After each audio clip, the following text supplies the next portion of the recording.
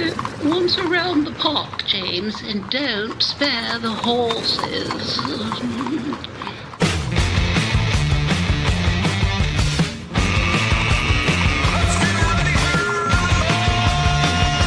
It's showtime.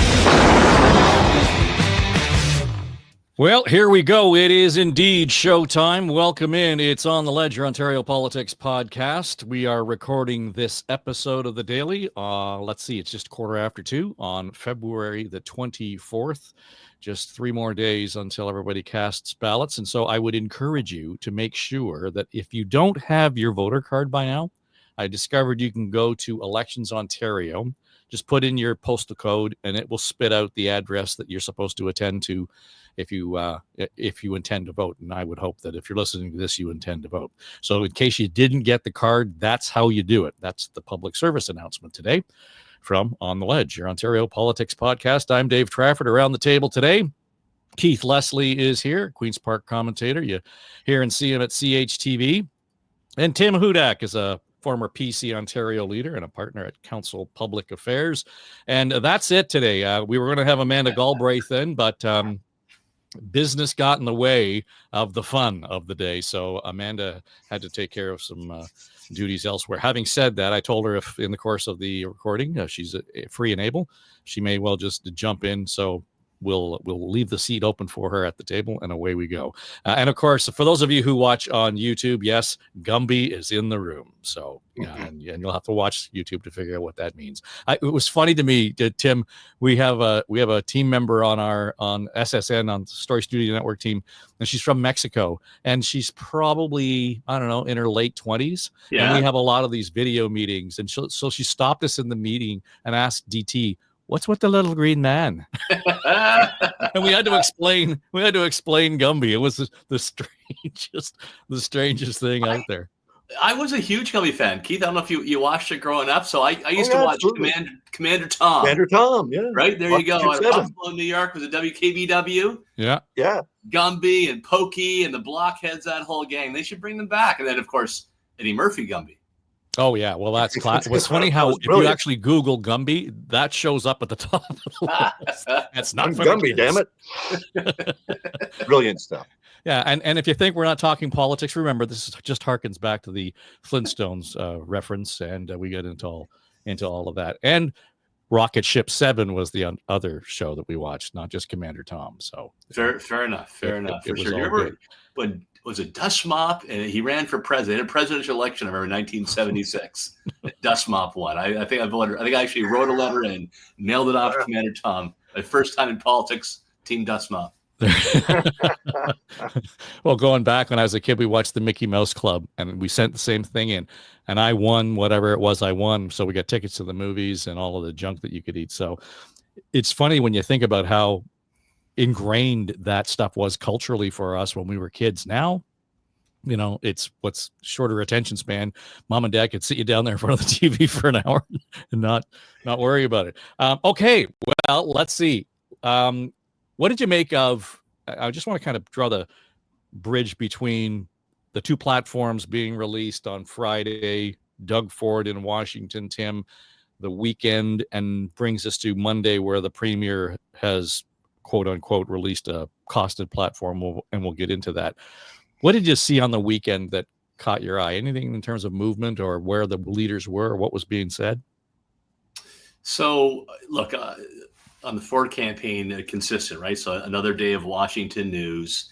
We'll talk momentarily more about the platform, but a lot in there that's related to tariffs. So I think that will help carry the day as well. I just think that this has been an extraordinarily well-run progressive conservative campaign. The Premier has performed well, but their strategic design, whether you like the early call or not, I think it's one for the record books. And to think that you could have a Premier, the third consecutive majority government, actually increasing his seats when the issue matrix was against him is phenomenal. On the New Democrats and the Liberals, I think Dave is still trying to fight it out for second. Like, who is going? Clearly, the Liberals have more votes, but the NDP vote is more efficient in certain pockets. I think it's still up in the air with which of those two leaders will emerge as the leader of the official opposition. And I think Bonnie Crombie's seat as well is on the line.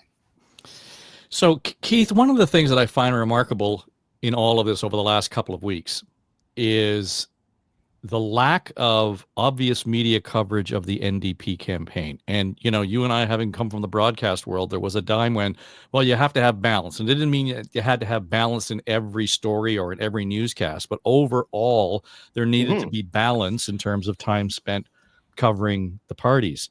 And maybe it's just me. I've got the blinders on, but I'm actively looking for the coverage. And I don't see as much NDP coverage. In fact, I might see as much Green coverage in some days as I see NDP coverage. You get a sense of that? I hadn't really noticed it that much, but I suppose you're not wrong. I mean, I noticed, for example, today that Merritt Styles' first event wasn't until 3:30 in the afternoon. That's not going to help you get media coverage. You have to be out earlier in the day. You have to feed that beast as early as you can, quite frankly. And most of the parties do that on a fairly regular basis.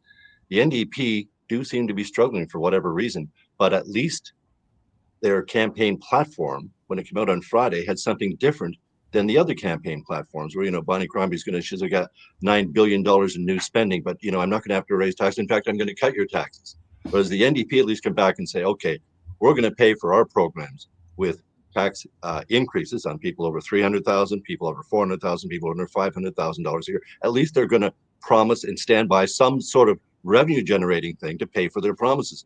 Something we're not seeing from the Liberals, who are talking the same language as the PCs, which is efficiencies and there's savings to be found within government. And I'm sure there still are, but after 7 years of PC government, I would imagine they've done a lot of red tape cutting and efficiency finding. So where are we going with this? As I say, at least the NDP should get credit for putting out a costed platform that actually includes how they would pay for what they're doing. Yeah, as we were talking on Friday, Tim, the platform the Liberals had released was just sort of, the ink was barely dry on it. So we knew what the big numbers were, and that there was going to be the tax reductions or, no tax increases, et cetera. And it sounded, John Wright making the point, it sounded very fiscally conservative vis-a-vis, the lane that they were in. But later I saw this clip when Bonnie Crombie was questioned. I think it might have been the Canadian Press reporter, Liam Casey, and he was asking her, okay, do the math for me, because we're just journalists and we don't math. I don't understand. We haven't spent much money on the tunnel yet, right? Yeah, but we've spent $2 billion at Ontario Place. The money's already gone. Yeah, but that existed, right? There was $2 billion that left. I know, but aren't we talking about going forward? We are, but I'm saying to you that money exists, had existed in the budget, right? He's given it away to speed up the sale of beer and wine. Not a family doctor, but beer and wine. I don't know I don't know how that's. But that money exists annually, and Liam, that money is there in the budget. It was given away, but it exists there next year as well. We wouldn't give it away. We would repurpose it to get you a family doctor and to invest in our schools and hire educators. Okay, call me stupid. You're the economist, Tim, but I think once the money's been spent, it's really hard to get it back. It was a bit of a who's on first routine there, right? In terms of answering that question. Look, I think the bottom line is that the platforms really were thrown together, right? There was no real strong commitment of the gate that there was going to be a costed plan. It's going to be a side comment by Bonnie Crombie during the campaign. Same with Premier Ford. I think that's why you're seeing them late in the campaign. There's probably a crew in the back room, right, over the last 3 weeks, cobbling something together, and there's going to be holes in it as a result. All of that having been said, at least they did something. But I sense that the costed, full platform is just not a tool that voters are demanding as they did maybe a decade or so ago. Well, yeah, it's almost an anachronism. I mean, we've mentioned this before, whether it's the debate structure itself, Keith, or whether it's a costed platform. I don't know anybody, with the exception of the crew that lives on this podcast, that came in, hey, did you hear they have a costed platform? No, but it's one of those things that should matter. It's the same as you hear they're not participating in the debates. Well, it should matter. But a costed platform, as you say, is something we all used to look for, and we still look for, I think, to see if someone's somehow fiscally responsible, or if they're just, making promises that they really cannot pay for, or taxpayers are going to have to pay for some increased revenue from them.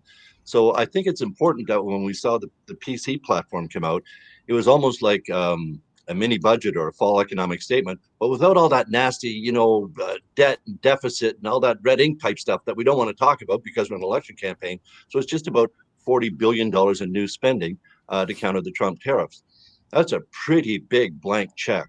I mean, he specifies, $5 billion to help workers and companies deal with the tariff if they're imposed and other stuff like this. But for the most part, this is a 32-page boasting of what the PCs can and have done to help lower costs and with the promises they're making. There's a line in there about the 401 tunnel, but of course, there's not a dollar or penny attached to it. There's no estimates. There's no environmental studies, nothing there. Just he's going to continue with that tunnel promise, which, as one reporter pointed out in asking Doug Ford about this last week, was it's the largest campaign promise in Ontario history, the most financially impactful one. And yet we don't even know. I mean, we're hearing estimates. I heard one the other day. I think Bonnie Crombie threw it out, $200 billion. It had been $100 billion just a week or two ago. But in any event, we have no idea, but it's in there as well. So he's asking for $40 billion in a blank check. And again, not a word about what this is adding to the deficit or the debt, other than he did say, well, if the tariffs come in, we won't be balancing the budget. Well, the reporters challenged him, Tim, saying, you want to do this because you say you respect taxpayers' dollars, but not putting a dollar attached to it. It disrespects them. We're pretty clear that if these tariffs come, our investment is going to be over $40 billion, no matter if it's loans or other investments we have for people and businesses to make sure they're secure. Here, if Trump's tariffs come and hit us, we've been very fiscally responsible. We're prudent fiscal managers with the taxpayers' money. Not only haven't we raised taxes, we reduced the cost of paying on debt from previous governments better than we ever have. That I can remember, probably 20 years. We just got upgraded from 2 credit agencies this year alone. Reason we got upgraded credit agencies, increased our credit, is because we're fiscally responsible. We're pouring $200 billion into infrastructure, and the credit agencies love to see money spent into infrastructure, and that's what we're doing. In the platform, there's a new promise on alcohol, removing the minimum pricing for alcohols and spirits. Why? Because that's the taxpayers' money. It's putting money back into people's pockets. So under the Liberals, and I got to explain to the folks in this room here, they would say you have to charge this much, because if you don't charge this much, then people will drink too much. That's the biggest joke I've ever heard. They don't do it in Alberta. They don't do it in Quebec. So why do we have to have a base? Let's reduce the cost of that, put more money back into people's pockets again, and that's like a tax break, and that's what we believe in keeping everything at a lower cost. So we're going to make sure that we reduce the cost of the fees and the tax. But even there did not assign a number to that base cost for the bottle of spirits or whatever it might be. No, but happy hour's back. Come on. Bars can bring happy hour back now. And they're not only, he's also increasing the bar's discount on booze from the LCBO from 10% to 15% to help them through this tough time. So clearly, if the tariffs come in, we're going to need to drink. And it's going to be made easier by the Ford government for all of us. As I say, the return of happy hour was really kind of surprising. In fact, I had to ask and make sure. I mean, if there's no minimum price on booze, that means bars can do this, right? And we checked, and sure enough, they can do this. I mean, if the minimum price on booze is removed. On the other hand, right now, apparently the minimum price for a bottle of vodka is like $31. Yep. So maybe we can start getting some sales somewhere on all of this. But do we want sales? Do we want Costco selling out 30 packs of beer for $12 and putting everybody else out of business for a while? These are the things that could happen when you take away the minimum price on alcohol, not to mention the whole social ramifications with other groups like Mothers Against Drunk Driving, and that will raise, I'm sure, instantly. But just the whole financial impact of it could be substantial if the big box stores are able to, discount and push everyone out of the business like they did with every other type of business that used to exist, locally, hardware stores and whatnot. They've all been pushed out. That could happen here with the big box stores taking over, beer sales, discounting the hell out of it. Tim? Couple things on that. Just take it back to the fully costed platform. And I bet, Dave and Keith, that at the beginning of the campaign, none of the 3 parties was really planning on putting out that document. But I'm happy that they did. And maybe it's a C+ or B-. It may not be the level of sophistication we've seen in the past. But it does show that there is some pressure from voters, from the media, observers like ourselves, to actually have some genuflection towards responsibility. It's not the Chrétien era where he had to prove that he was ready to govern, or Mike Harris's common sense revolution, for sure. But at least this thing survives, and it's still an important enough thing to do that we're seeing all three of the major campaigns do that. With respect to the booze stuff, this just makes me happy because these are old Hudak plans. Right? Bring back happy hour. I talked about getting rid of the minimum price. I used to be lobbied when I was consumer minister by Molson, Labatt's, and Sleeman's to increase beer prices. We used to control that. We got rid of that, and then McGuinty brought in the minimum price that would go up every year, which was a stealth tax increase. So I didn't get to do it myself. I do cheer these things on. The crowd backer, by the way, Dave, was very stoic.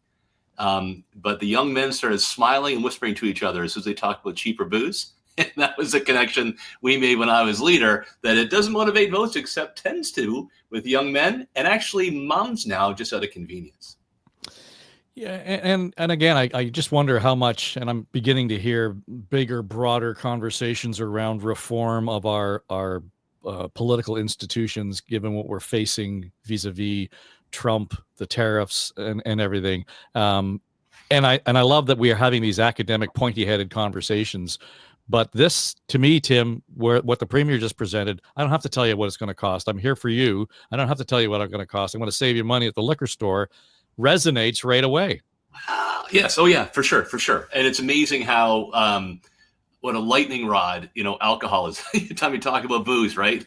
We go to it, the media and the audience as a result. There are a number of funds in there, though, that are wise. And fair enough, we don't know what it truly will cost. We don't know the size of scope of tariffs, how long that will last. We knock on wood and hope for the best.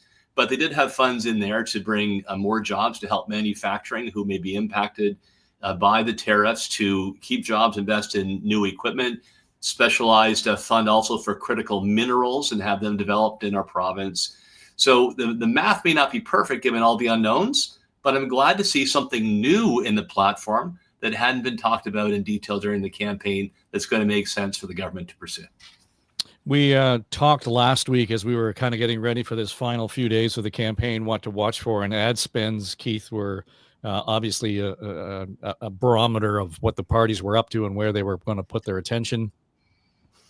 Over the weekend, I noticed a whole lot more advertising on the specialty channels for sure, but a lot on my social media feeds. And Sabrina and Angie reporting this morning, the Liberals were forking over $840,000 on Meta ads over the last 30 days, and they're outspending the other two parties considerably. So, and I'm going to guess that a lot of that got invested in the last 5 or 10 days of the campaign.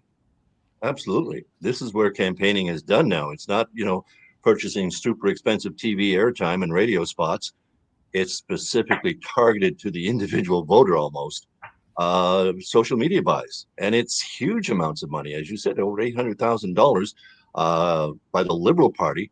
This, I think, is smart spending by them. If you harken back to the Obama's first election, they were the ones that really first took advantage of the whole social media aspect of campaigning and reaching out to voters and encouraging voters and getting them on side. And it worked so surprisingly well there that now it's a fine honed art in 2025. So I think that's why we're seeing the Liberals being willing to spend so much, because they've had to counter all those, we've had nearly a year of PC paid for ads attacking Bonnie Crombie and identifying her to the public who really didn't know her very well because she didn't even have a seat in the legislature. So I think this is smart spending by the Liberals. It's proving, at least in the polls so far, could be helping them, lead the distance, spread the gap between them and the NDP in this race for second place. But to Tim's point earlier, it's a matter of seeing who has the most efficient vote and who can get the most seats out of those numbers as they currently stand.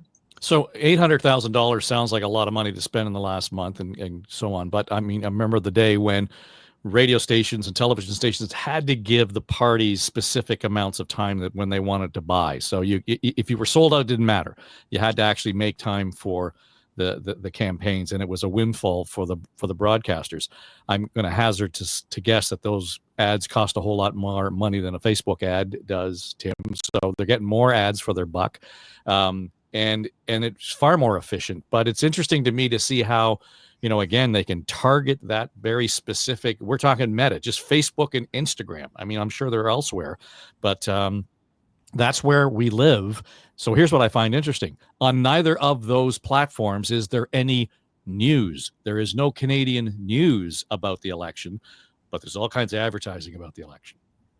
Oh, that is interesting. I didn't think about that. I did go back to something from our first week of this coverage on the Ledge. Remember, David, you talked about the Ontario taxpayer-funded ads that were being broadcast, and we had expressed our discomfort with those, and they eventually did get pulled down, right? So I'm going to give you credit. You're the first one sort of to call that out, and they saw your way. With respect, it is an amazing tool, right? The notion, traditionally where you would do a very expensive ad, try to hit a top show and bluntly hit your audience. And now the ability through a digital campaign to, target the young female voter who's pursuing her business degree in Toronto, or the, older male who likes trucks and being outdoors, and catering ads to them, particularly in a much cheaper way, is a phenomenal development. So no surprise Liberals are going in that direction. I think it'll probably pay off, especially in marginal seats. One thing that does surprise me, I thought I would see more appearances on podcasts, right? That was a dominant part of the American campaign with President Trump and Kamala Harris, right? Doing that. We didn't really see this in the Ontario campaign, although there was a use of influencers, things like Six Buzz, for example, that has a larger audience among young people in the GTA than CP24 does. Some news was carried through, what would you call it, alternative channels like that. Yeah, it's interesting. We talked about that phenomenon on Now and Next just before the campaign. And the comms crew that's on that show came to the conclusion that for the most part, where it cut through in the United States, it was on podcasts that were not political podcasts. They weren't public affairs podcasts. So there are fewer of the social sort of lifestyle programs that people were, I guess, attracted to here in Canada, Keith. And now there were some, because we did get response back from some listeners says, oh yeah, so-and-so just got a call from somebody and a politician wants to be on her show. We've got 2 shows in Story Studio Network, and by accident or design, we've got MPs and MPPs reaching out to hosts of those particular shows. Some of them are self-help. Some of them are, service-oriented programs that fit into their interest in terms of politics, but it's not talking about the politics. So there is some of that, but I just don't think that the podcast ecosystem yet is balanced enough to attract that kind of conversation. Because quite frankly, I think, I would hesitate to suggest for a second that any one of the leaders would want to come on this show. Well, I would think they should. That's a different thing, right? It's a completely different thing. I think, although, as you say, our podcast network just isn't developed, I guess, in this country to the same degree. The secret weapon for Donald Trump's campaign with the podcasters was Barron Trump, telling him who to appear on, what shows to go on. Apparently, he had a much better feel for it than anyone else in the Trump campaign. And as we know, it worked to a tremendous effect for Donald Trump. In Canada, I mean, I wish it were us and, perhaps us and the Hurley Burley and the On Poly one with Steve Paikin and John Michael McGrath. There's some, these are some people doing some really serious interest politics podcasts. Laura Babcock's O Show, very opinionated politics podcast. Leaders should agree to appear on these podcasts. I don't know if you want to do it during an election campaign when, things are just so tight and your message is not going to be nearly as tightly controlled on a podcast. When you have, we can go 30, 40, 50, 60 minutes. That's not good for politicians who want to give, 5-6 minutes for you for a sit-down interview and then move on and stay on their message of the day. Yeah, I guess the whole idea of it, Tim, though, is if, beyond what we're doing, we're not going to get into this. So tell us about yourself kind of conversation, right? And that's what they would want, right? That's, if you were going to go on as leader of the Tory party, you'd want to be in an environment where you could actually tell people who are listening to the podcast more about Tim Hudak and your personal, excitements and the hobbies and all the things that you do to make you, somebody that they would recognize. And hey, did you hear about Tim Hudak? It's not necessarily because of your housing policy. You know what I mean? I would like to think that I would have been all over this if the opportunity was there. I was the first leader, I think it was the first politician in Canada with their own app. And we actually talked about this. Some of my barbecue recipes were there, what I was doing on a fun or social side. Tried to humanize me, because when we polled on Hudak, we found out that 50% of voters did not believe I actually was human, and 25 might have some human-like tendencies. But man, this is that's a shock to the self-awareness. Holy cow! So but I think it still is a missed opportunity. So you're right. The lifestyle shows they won't throw the tougher questions that you would get if you were on a major broadcaster, for example. Secondly, you tend to be more relaxed, and you do come across as human, especially if it's an area that you have an interest. If you were, in gardening or biking or hiking or what have you. And I used to do a ton of these when I was CEO of the Ontario Real Estate Association. I take any podcast out there because you can get your message out. You come across as caring, and that audience, is going to be interested in what you have to say on that particular topic. And I'm still doing a lot of them at Council of Public Affairs. So I hear you. I think you're right. We don't have, anywhere. We don't have the Joe Rogan equivalent in Canada yet. I still think it's a missed opportunity. And I bet you in the federal campaign, you'll see a lot more of that. Well, I'm already hearing among the federal campaign that people are starting to explore, maybe we should be thinking about this as almost a branded piece, Keith, for a campaign, because, that's again, back to there's nobody on the bus because there ain't no bus. There ain't no bus anymore. And of course, it makes sense to have your person on. And again, as I said, there's dangers in going on for 45 to 60 minutes for a politician, but there's also a lot of opportunities for their team to find a really good clip, to find one or two moments that may not necessarily be a viral moment, but they're at least a talking point moment. They, when Bonnie Crombie last week said, Doug Ford needs to have the balls to say that to my face. Mm-hmm. That was intentional. She knew she was going to get some attention for throwing that out there in that harsh a way. And she did. And that's what you do. You're looking for a moment, some sort of thing that, as I say, may not necessarily go viral, but at least would get some impact, get you some media play. And that particular clip got her media play right across the TV and radio spectrum. I'm sure it was probably used in the print stories as well. Why not? So this is what you have to do in this day and age, is basically anything you can to get noticed. But branding on a podcast, it shows you have the courage to sit down with people who are bound to have at least one other person on that podcast who's going to have different opinions than you, or is going to challenge you quite forcefully. And that's part of the, if you don't want to participate in public debates, sit down and engage on a podcast. I think people find them very helpful to find out, not just as Premier, do you have the power to get someone to get you a fudgesicle at 6 a.m? And I heard Dalton McGuinty get asked that one time, and I'm paying to be on a campaign bus, and I can't get an interview with the guy, and the local radio station's asking what kind of power trip he can have. But it was fun. It's a guy having a bit of fun in the morning radio, and Dalton's got to play along, right? He's got all these policy ideas jammed into his head, and they're talking to him literally about, can you order someone to go get you a fudgesicle when you want one? Well, but these are the people want to know. Well, you know something? The radio guy, he's got an audience at 6 a.m. Yep. Does he really do they really want to hear a tough policy? No, they want to hear something a little bit. Can Dalton take a joke? That sort of, and so you get all those aspects of it. Well, in a podcast, you can get a little bit of everything, right? We can poke a joke, we can have a little bit of fun, but we can nail down to the serious stuff as well. And I think that's what people really enjoy about the podcast. You get differing opinions, and if someone says something that's blatantly bullshit, someone's going to call them on it instantly. Just still on the media, we've talked a lot about the campaign ads. Tim, we talked about the Ontario government campaign ads rather off the top, but the third party ads, I think it's an interesting time for them, because the election was called so early and relatively quickly. We could see it coming, but they couldn't prepare their messaging either. And so I'm just starting to hear probably more of that third party, and particularly your old stomping grounds, the folks at OREA. They've been active, but last week they came out with their report card for the three parties, and Mr. Ford's team didn't do so well among your old friends at OREA. So a couple things there.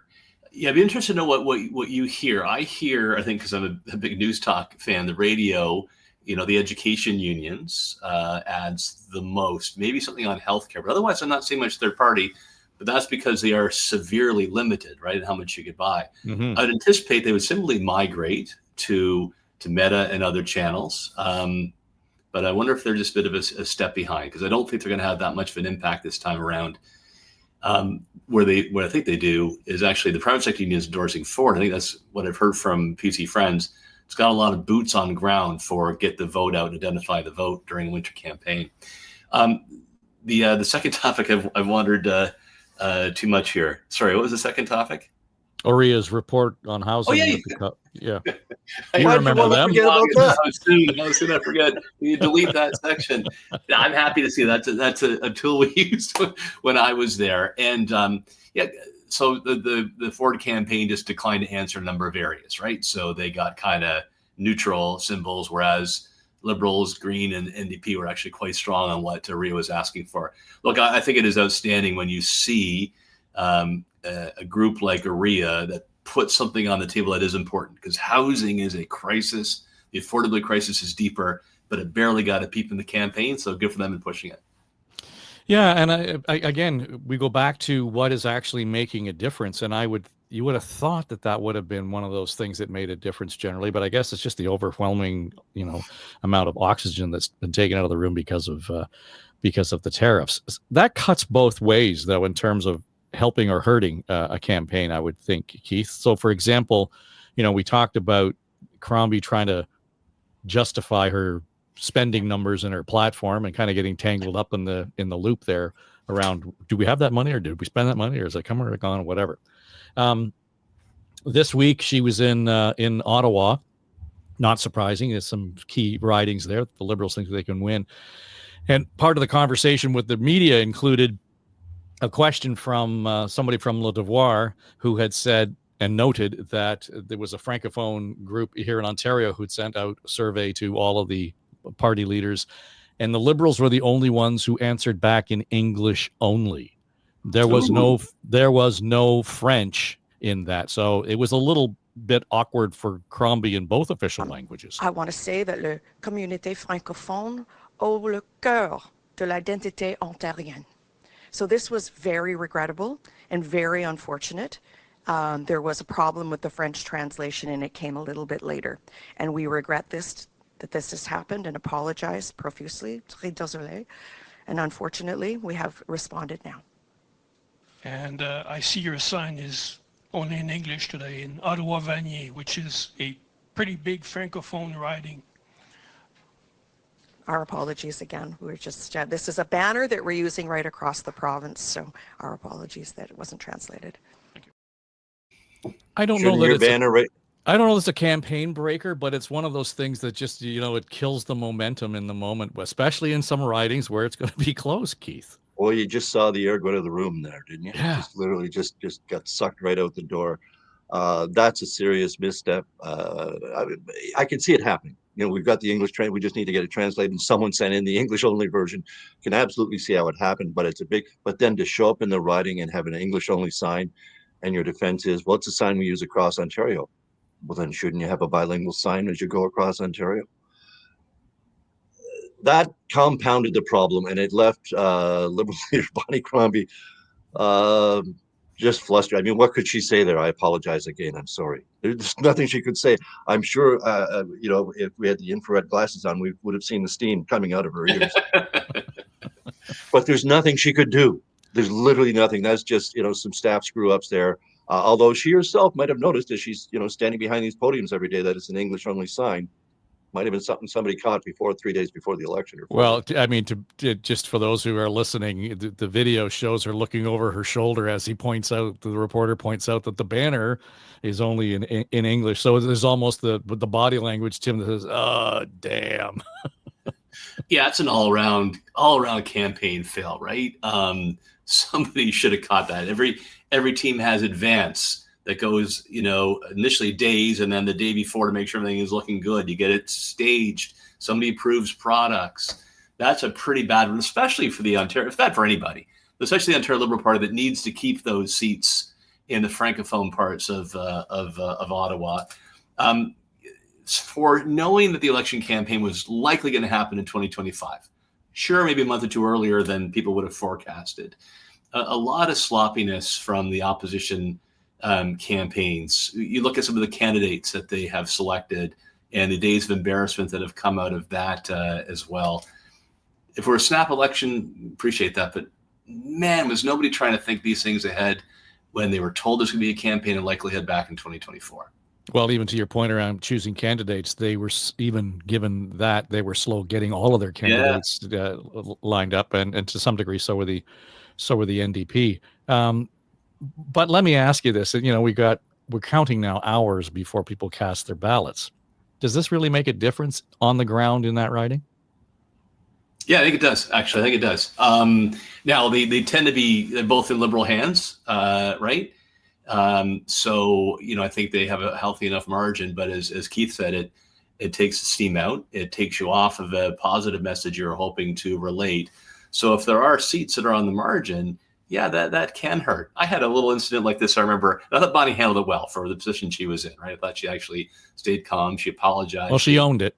All right. I mean, so good for her. But I remember when I first campaigned, we had this innovative tool that was called a VHS recording. It was like taking YouTube, put it in a plastic box, and you got a machine at home to use it in. And we spelled Port Colborne incorrectly. And this is the area that I had not voted Conservative. And we put an extra U in Port Colborne, and it became an issue. I lost it. But it was terribly embarrassing as a candidate when you have that kind of flub. And it does undermine your morale. Yeah, for sure. Like it's a self-inflicted wound, own goal, or whatever you want to call it, at a time when you can't be in that place. But Ottawa's getting a lot of attention from that perspective in terms of just some of those fights on the ground where the Liberals may or may not be in play there, Keith, and that could mean the difference between official party status or not. Hamilton, and you had flagged this considerably early, maybe even before the campaign, that it was in play in terms of how well the Tories were doing there. It still is. Although the NDP, the latest poll showed the NDP are getting a little bit of their feedback in Hamilton, Niagara area, which is, normally a good stronghold for them. They don't own all the ridings, but they have a good stronghold.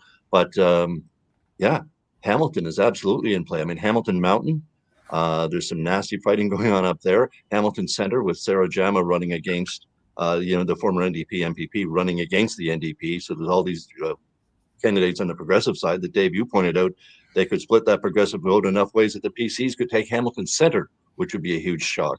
I mean, last time they took Hamilton East Stony Creek.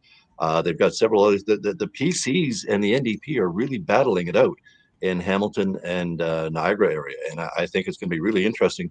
Apparently, there's some tighter races happening now in Eastern Ontario as well, which is why we're seeing the candidates go to Ottawa. But the Hamilton-Niagara thing is going to be really something to watch on Thursday evening and see just, who's got the momentum early on. Can they hold it? And are there any ridings going to flip? Or are they going to stay, as solid as? I mean, we've got some really solid veteran MPPs in the area. And can they hold on to their ridings, or will they flip? Is there a tide that's going to, dent the Ford government or not? We'll see it in the Hamilton-Niagara area first, I think. And then there's southwestern Ontario, which has sort of been London was always one of the London ridings. I can't remember which one was always the bellwether, Tim. So there was things to watch in southwestern Ontario. But again, that's a lot where the PCs and the NDP are fighting it out. Again, I think the PC campaign has been exemplary. And I talked about the strategy earlier. But even on the ground, so yeah, they're going to have more troops. I mentioned the private sector unions, but they also have more political staff who take a leave and basically are full-time campaign workers. So remember that game Risk?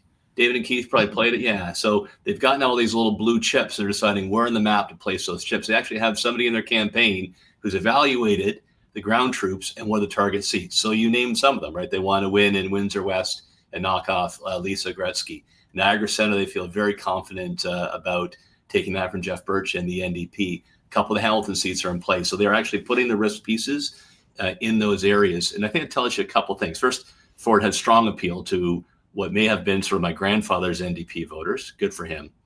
Andrea Horwath did have a boost. She gave a boost to her candidates in Hamilton, Niagara area. She's no longer there, so they don't have that Horwath glow from her leaderships. My last point, I think the biggest surprise of the campaign to me has been that Marit Stiles hasn't taken off. I think she's a good communicator. She's energy. She, comes across well on camera. But their campaign just seems to be so diffuse that it's not cutting through. And some of those orange seats are going to go blue as a result. Yeah, but even we talked about last week where she was lining up all of her 9 MPPs from Toronto in Toronto to campaign on what were thought to be strong, first of all, strong candidates. They've been strong members, but also strong seats for them. The margin in Toronto is still up and down. And I thought, was it Friday, Keith? I was looking at the Nanos numbers, and for the first time in the campaign, the Liberals had the biggest chunk of the public support, but second to were the Tories, and the NDP dropping down to the mid-teens in Toronto. Yeah, the Liberals seem to be absolutely making some strong gains in Toronto. And I think you're going to see, again, here's a surprise, battleground 905. And it's going to be really, really tight. But I think the Conservatives, they're in such a strong position heading into this one in the 905 area. I think, Liberal gains in Toronto will be offset. I don't think they can, they might get to official party status, but they're not going to, in any way hold the Ford government to a minority government. I just don't see it happening. We saw the early voter turnout. Now, there's only 3 days in this election instead of 5 or 10 as there normally is in a normal writ period. But only 6% of the people came out and voted. 6% of eligible voters took advantage of the 3 days of advance voting. But in many parts of the province, including Toronto, it was difficult to get out and walk around and get to your polling station. So that might have as well, really lowered the voter turnout. So we don't know what we're going to see on Thursday. The weather's forecast for most of the province to be better, much better. So hopefully a lot of that stuff will be ice and snow will be carved away or melted away or pushed away, and people will be able to walk out and vote. But right now, it seems concerning to see that low of a voter turnout. It seems to be exactly what the government would have wanted. They ran a very smooth, easy campaign, as Tim talked about. They stayed focused on the tariffs. They didn't get sidetracked very much at all. And here we have a government that just, no matter what comes out in the polls, they've been above 40%. And as John Wright will tell us every time, that's a solid majority government. Well, and Keith, Tim, the interesting part of that number, too, is that it hasn't really shifted. So we have seen the Liberals making gains at the expense of the NDP. But if you talk about the seat gains, it sounds as if the Tories are going to make seat gains at the expense of the NDP.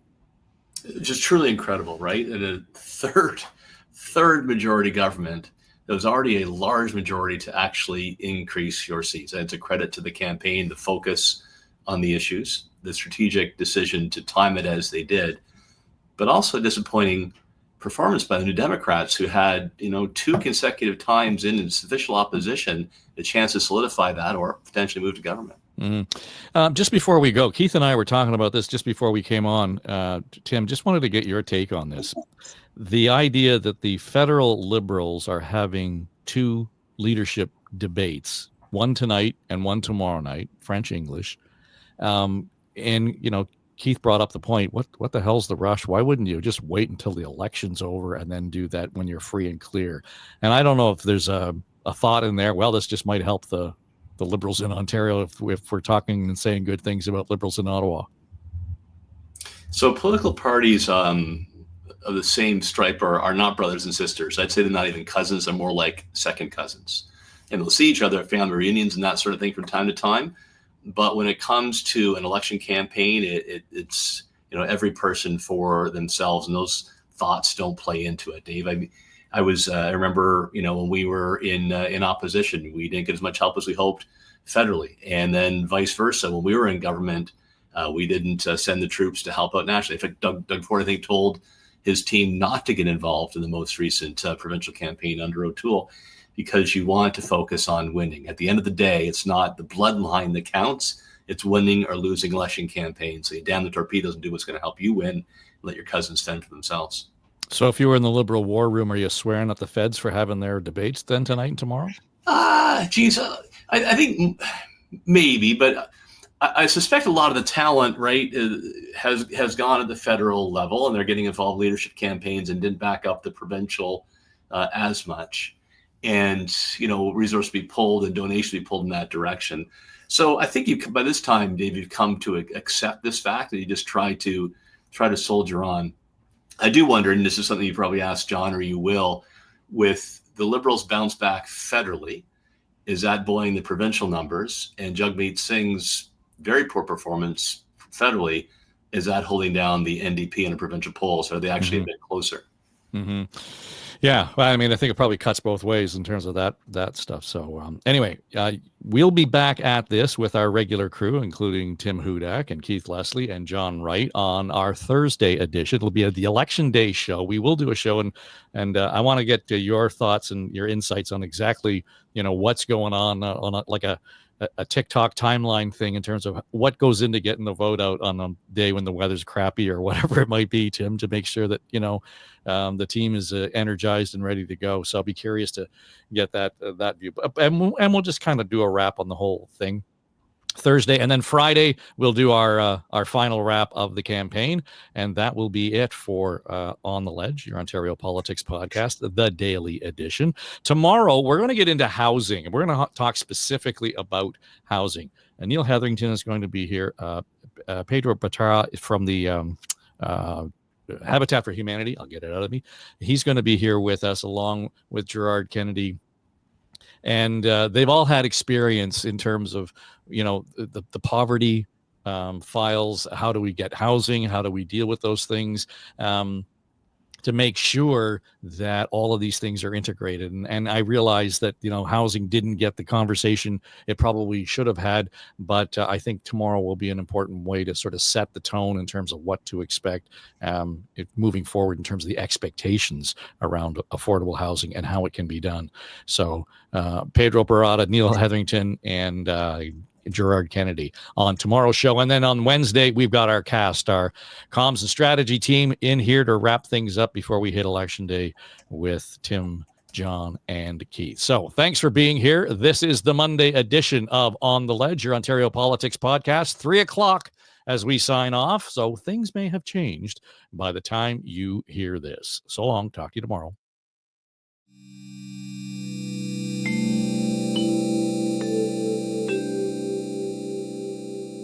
This is SSN Story Studio Network.